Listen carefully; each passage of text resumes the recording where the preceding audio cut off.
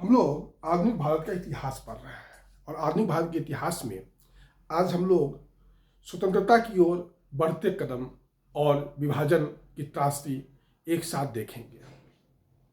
कल हमने आपको Lord Louis Lord Lord Louis Mountbatten, जो भारत के अंतिम गवर्नर जनरल बनकर भारत आए थे और स्वतंत्र भारत के प्रथम गवर्नर जनरल भी वही थे, वह यह कि 15 जून 1947 को 14 और 15 जून को ही बैठक हुई थी कांग्रेस वर्किंग कमेटी की। 14 जून और 15 जून 1947 को कांग्रेस वर्किंग कमेटी की बैठक हुई 3 जून योजना पर विचार करने के लिए। 14 जून 15 जून को कांग्रेस वर्किंग कमेटी की बैठक हुई। उस समय कांग्रेस पार्टी के भारतीय राष्ट्रीय कांग्रेस के जो अध्यक्ष थे वो जेबी कृपलानी थे। जेबी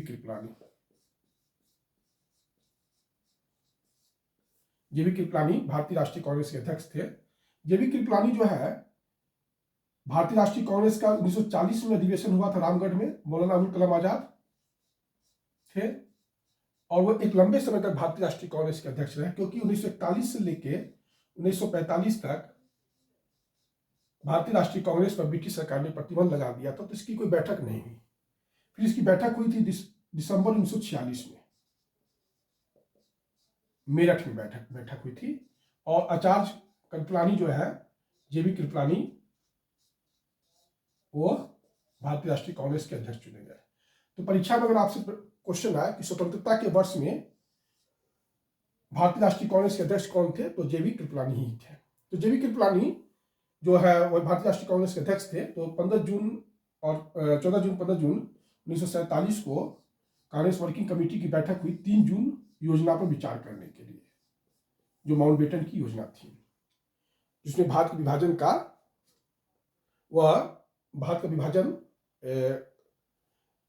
प्रस्ताव प्रस्तुत करना था। तो कांग्रेस वर्किंग कमेटी ने यहाँ पर भारत के विभाजन का जो प्रस्ताव था उसको प्रस्तुत किया। प्रस्ताव प्रस्तुत करने वाले थे गोविंद वल्लभ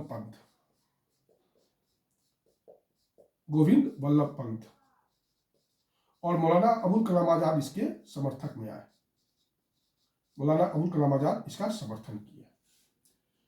यही है आपका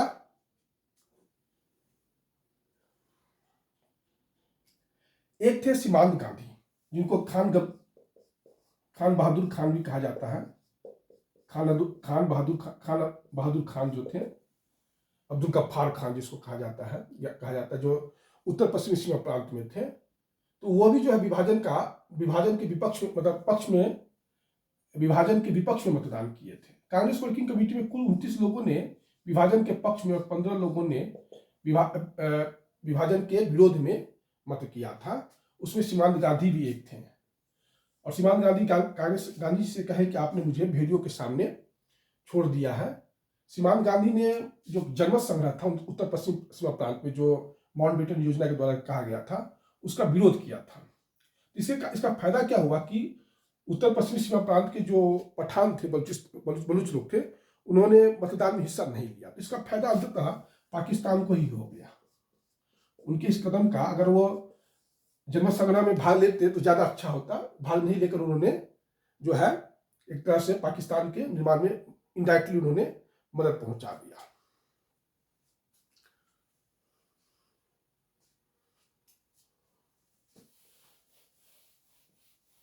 इस तरीके से कांग्रेस वर्किंग कमेटी ने भारत के विभाजन को 14-15 जून को जो है 1947 को दिल्ली की बैठक में स्वीकार कर लिया।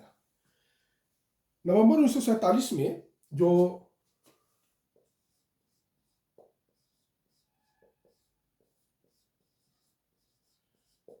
इन्होंने आचार्य जी कृपलानी ने कांग्रेस पद से इस्तीफा दे दिया। जब इस्तीफा दे दिया तो फिर राजेंद्र प्रसाद को जो है भारतीय राष्ट्रीय कांग्रेस का अध्यक्ष बना दिया गया। राजेंद्र प्रसाद को भारतीय राष्ट्रीय कांग्रेस का अध्यक्ष बना दिया गया। फिर भारतीय राष्ट्रीय कांग्रेस का 1948 में बैठक हुई और जयपुर में बैठक हुआ था और पट्टाभी सीतारमैया को अध्यक्ष बनाया गया। और 1950 में जो बैठक हुई थी, नासिक में बैठक हुई और भारतीय राष्ट्रीय कांग्रेस के अध्यक्ष बने पुरुषोत्तम दास टंडन। फिर 1951 से लेकर 54 तक जो है वह बने रहे जवाहरलाल नेहरू, और पहली बार जो है एक ही साथ भारतीय राष्ट्रीय कांग्रेस का अध्यक्ष और प्रधानमंत्री का पद दोनों साथ साथ संभालने की एक परंपरा कांग्रेस में शुरू हो गई। तो यह हो गया। एक थे पंजाब प्रांतीय कांग्रेस कमेटी के अध्यक्ष, पंजाब प्रांतीय कांग्रेस कमेटी के अध्यक्ष थे डॉक्टर सफीदुन कुचलू, डॉक्टर सफीदुन कुचलू। वो जो थे भारत के विभाजन के विरोधी थे, बहुत बड़े विरोधी थे, और वो किसी तरह नहीं चाहते थे कि भारत का विभाजन हो। उन्होंने कहा, डॉक्टर सफीदुन कुचलू ने कहा कि भारत ने संप्रदायवाद के आगे, भारत का जो राष्ट्रवाद है संप्रदायवाद के आगे आत्मसमर्पण कर दिया। ये डॉक्टर सफीदुन कुचलू का स्टेटमेंट है। बाद में उन्होंने भारतीय राष्ट्रीय कांग्रेस को छोड़ दिया और भारतीय कम्युनिस्ट पार्टी को ज्वाइन कर लिया। तो यह हो गया आपका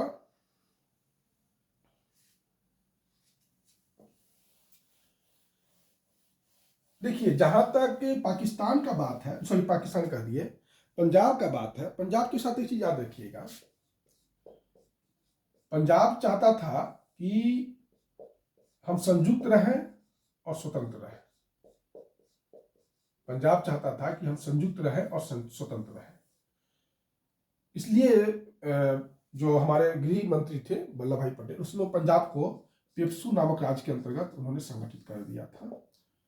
तो पंजाब एक ऐसा राज्य था स्वतंत्रता के समय जो संयुक्त रहना चाहता था और स्वतंत्र रहना चाहता था, न भारत में न पाकिस्तान में, और दोनों पंजाब जो पूर्वी पंजाब है पश्चिमी पंजाब, वो एक रहना चाहता था।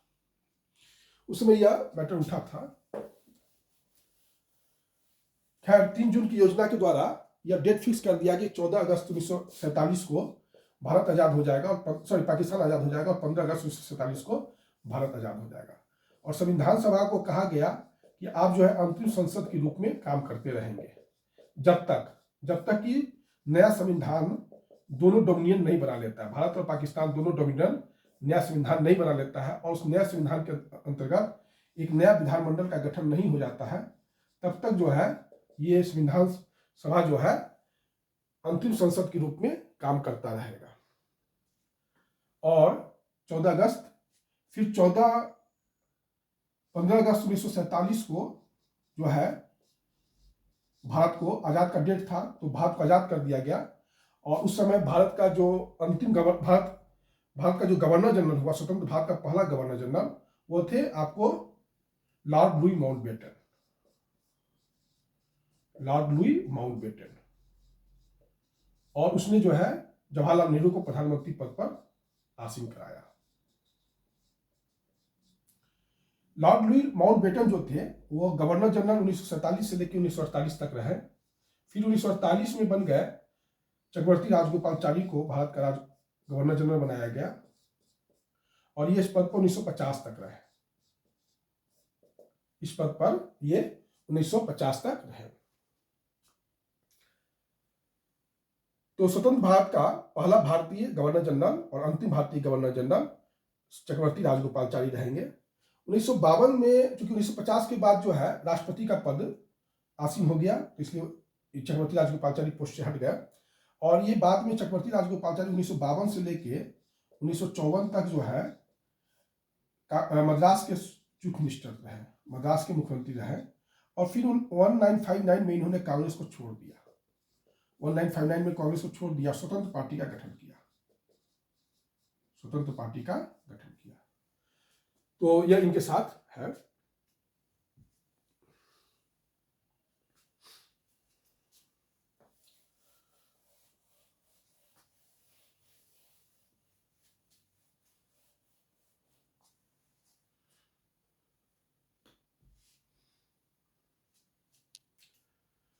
उसके बाद है कि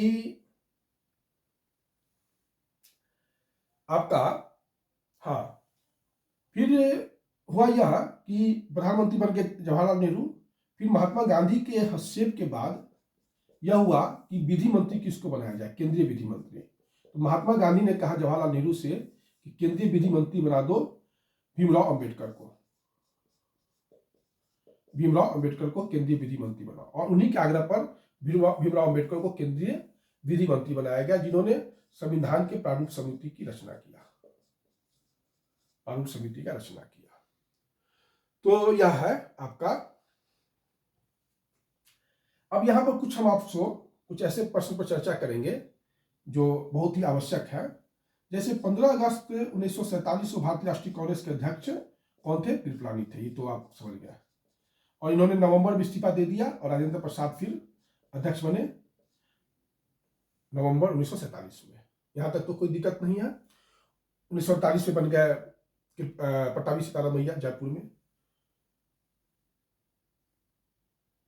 अच्छा, भारत को 15 अगस्त 1947 को स्वतंत्रता क्यों दिया गया? पहला सवाल। तो 15 अगस्त 1947 को 3 जून की योजना में साफ साफ लिख दिया गया था कि भारत को 15 अगस्त 1947 को ही स्वतंत्र किया जाएगा और पाकिस्तान को 14 अगस्त 1947 को।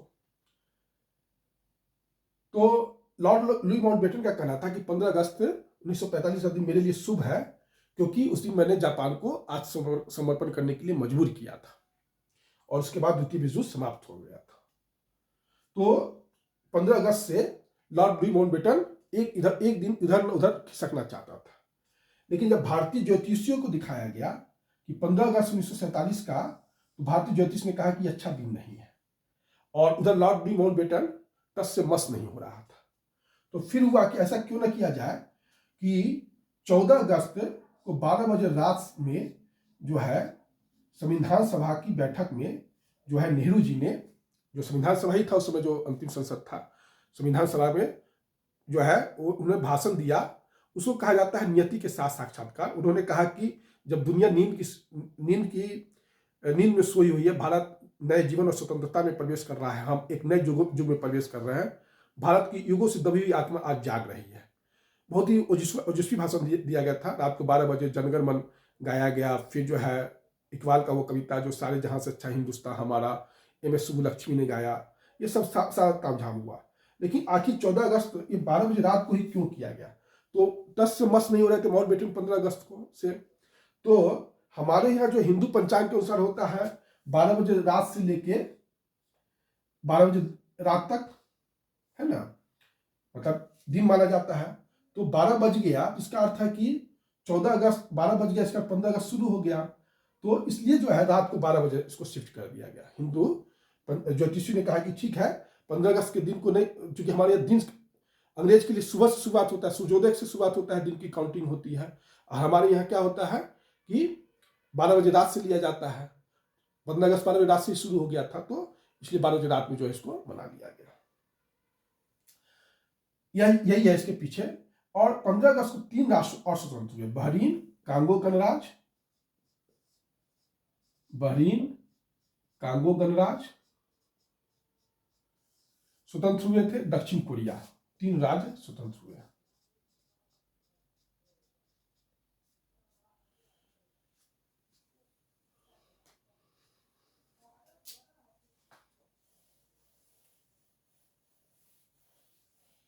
स्वतंत्र भारत का पहला जो आधिकारिक झंडा फहराया गया था वो भारत में नहीं फहराया गया, वह ऑस्ट्रेलिया में फहराया गया। स्वतंत्र भारत का पहला आधिकारिक झंडा ऑस्ट्रेलिया में भारतीय उच्चायुक्त थे सर रघुनाथ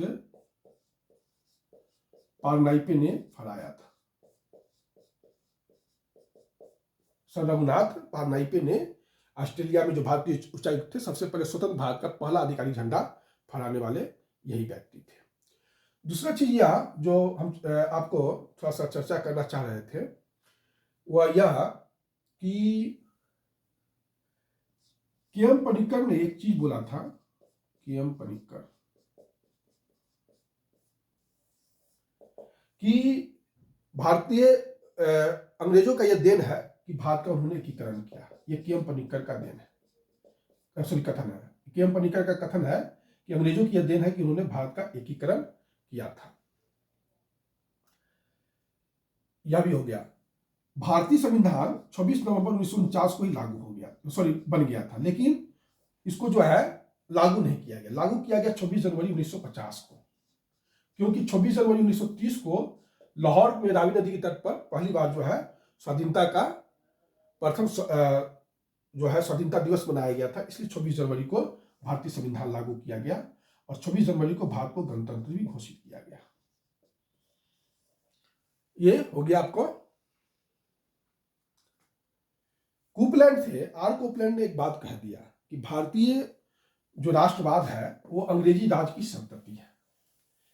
तो उस पर यह आक्षेप किया जा सकता है कि ठीक है, लेकिन यह अनैच्छिक संतति है। कारण यह है कि जब भारतीय राष्ट्रवाद का जन्म हो रहा था तो आपने दूध नहीं पिलाया, माँ जैसे दूध पिलाती बच्चों, तो दूध नहीं पिलाया। दूसरा बात, जब वो बड़ा हो रहा था तो आप गला घोंटने का प्रयत्न किए। तो यह आप ये कहते हैं कि भारतीय राष्ट्रवाद, कोपलैंड का जो ये कहते हैं कि भारतीय राष्ट्रवाद अंग्रेजी की संतति है, गलत बात है। यही है। अब थोड़ा सा देसी रियासत के बारे में जान लें। देसी रियासत का एकीकरण, देसी रियासत का एकीकरण।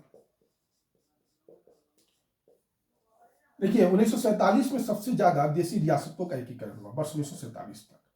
और 15 अगस्त 1947 तक अगर परीक्षा में पूछा जाए कि किस वर्ष सबसे ज्यादा भारतीय संघ में देसी रियासतों का विलय हुआ, तो वर्ष 1947 तक। 15 अगस्त 1947 तक लगभग 136 भारतीय देसी रियासत भारतीय संघ में शामिल हो चुके थे, लेकिन 3 रियासत कश्मीर, जूनागढ़ और हैदराबाद, ये 3 रियासत शामिल नहीं हुआ था। पंजाब जो था संयुक्त और स्वतंत्र रहना चाहता था, लेकिन वल्लभ भाई पटेल ने पेप्सू राज्य का गठन करके उसकी समस्या को समाधान कर दिया था।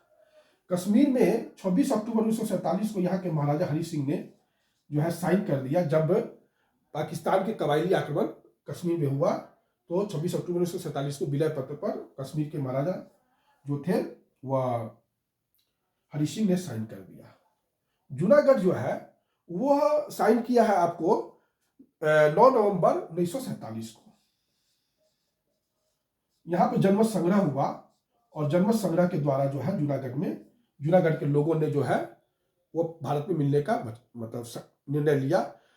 अलग बात है कि जूनागढ़ के जो महाराजा थे वो प्रधानमंत्री और शहनवाज भुट्टो थे, जिसके बाद में बेटी हुई जुल्फिकार अली भुट्टो हुए, बेनजीर भुट्टो हुए, ये सब जो है उन्हीं के वंशज हैं। और जो जूनागढ़ रियासत के प्रधानमंत्री थे शहनवाज भुट्टो, तो वो चाहते थे कि पाकिस्तान में विलय हो जाए और वहाँ के जो राजा थे जूनागढ़ के, लेकिन वहाँ की जनता चाहती थी कि नहीं भारत में हो। तो वहाँ पर जो है 9 नवंबर 1947 को जूनागढ़ में जनमत संग्रह के द्वारा जूनागढ़ को भारतीय राज्य में मिला दिया गया। रहा हैदराबाद में पाकिस्तान में मिलना चाहता था न भारत में, जैसा है यथावत। लेकिन वल्लभ भाई पटेल के जो ऑपरेशन पोलो के द्वारा इसको जो है 28 अक्टूबर 1948 को इसको भी जो है भारतीय संघ में मिला दिया गया। पुलिसिया कार्रवाई ऑपरेशन पोलो के द्वारा इसको मिला दिया गया। लेकिन 1954 में पांडिचेरी जो फ्रांस के नियंत्रण में था, पांडिचेरी, माहे, चंदननगर, ये सब भी 1954 में भारत में मिला लिया गया। और 1961 में गोवा जो है जो पुर्तगाली के नियंत्रण में था वो भी भारत में मिला लिया गया। यही है देसी रियासत और कुछ जो विदेशी राज्य के अंतर्गत शासित थे, भारत विलय हो गया। इस तरीके से भारत का आपका स्वतंत्रता जो आंदोलन है, आज 15 अगस्त 1947 की जो स्वतंत्रता हम लोगों को प्राप्त हो गई है, लेकिन इसमें भी अभी जो है स्वतंत्रता तो मिल गई है हम लोगों को, विभाजन भी मिल गया है। पाकिस्तान का भी निर्माण 14 अगस्त 1947 को हो गया था और लियाकत अली खान जो है प्रधानमंत्री बने, प्रथम प्रधानमंत्री, और जो मोहम्मद अली जिन्ना थे जो थे वो उसके प्रथम गवर्नर जनरल बने। लेकिन इस पर मॉडर्न हिस्ट्री पर जो है कुछ और भी जो है मैं आपको वीडियो दूंगा। ठीक है, धन्यवाद।